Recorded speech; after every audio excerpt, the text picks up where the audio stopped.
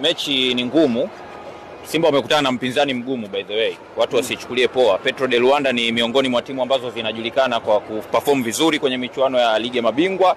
Imeshawahi kumfunga Mamelodi Sundowns na sio kumfunga na kumuondosha kwenye michuano. Kwa hiyo kwa upande wangu mimi kwa sababu mimi na base timu zote mbili, Petro de Luanda pamoja na Simba, naamini Simba wamekutana na testi ambayo itawafanya kuweza kuimprove. Na kuna of course watu wasichukulie negative sana. Kuna faida mara nyingi unapopoteza mechi yako ya kwanza. Nafikiri mnaelewa hata Argentina kipindi wanashinda World Cup walipoteza mechi yao ya kwanza dhidi ya Saudi Arabia. Kwa hiyo unapopoteza tofauti ya Argentina na Simba, Simba imepoteza nyumbani, ambapo kimahesabu mara nyingi pointi nyingi wanachukulia wakiwa nyumbani. Uone hiyo kama inakuwa ni shida? Swali zuri, lakini nitakuelekeza kitu kimoja. Petro leo walicheza kiugenini zaidi. Walikuwa wanazuia na takriban wachezaji watano. Simba kocha sijaelewa kwa nini alianza na viungo wengi. Wakati Simba viungo wao ukijaribu kumwangalia Morris Abraham sio mfungaji mzuri. Takwimu zake zinaonekana hata katika ligi alizotoka hajawahi kuzidi goli 5.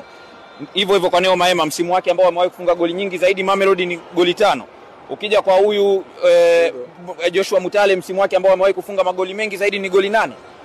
Ni Mpanzu peke yake ambaye pia naye kiwango chake kimeshuka. Kwa hiyo automatically Simba walikuwa wanacheza na zaidi ya wachezaji watano ambao hawafungi, hawana uwezo mzuri wa kuconvert nafasi. Kwa hiyo ndio maana ikawa inatokea nafasi wanashindwa kutumia. Kwa hiyo ni alert nzuri, lakini nikawa nimemuelewa kipindi cha pili kwa sababu alimuintroduce Jonathan Soa, amemuintroduce Jean Chalea Hua, lakini timu haikutengeneza nafasi ukikompea na kipindi cha kwanza. Kwa hiyo napata picha kwamba kumbe alireview vizuri kile ambacho alikuwa anaenda kukiimplement, lakini hakijamlipa.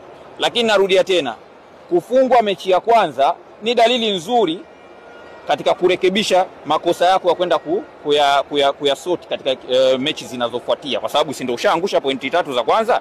Na wasijilaumu sana kwa sababu Petro unaweza kwenda kuwafunga kwa sababu Simba mpaka wanafika hatua hii hawajashinda mechi hata moja ya nyumbani, lakini wana game plan nzuri ya kuweza kwenda kushinda away, kwa sababu hawato huko Petro de Luanda away hawezi kuzuia na wachezaji watano, hawezi kupanga viungo wengi kama hivi kukaba sana. Wataenda kudisplay soka la kuachia nafasi ambako kuna wachezaji wa Simba wenye uwezo wa kutumia nafasi ambazo zitaachiwa na Petro de Luanda katika game ya away.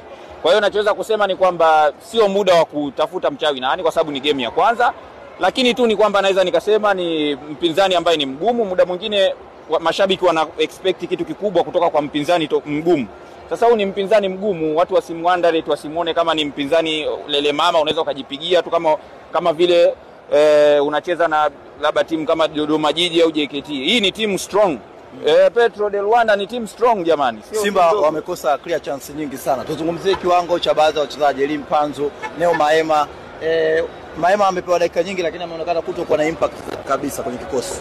Yeah, of course Neo Maema sijashangaa sana kwa sababu nimetoka kumuelezea msimu wake bora aliwahi kufunga goli 5. Ila kwa Mpanzu ndo zinanishangaza kwa sababu ni mchezaji ambaye ameshawahi kuprove kwamba anaweza kufunga, ashawahi kufunga goli 17 per season. Sasa sielewi kwa nini sasa hivi anakosa sana nafasi.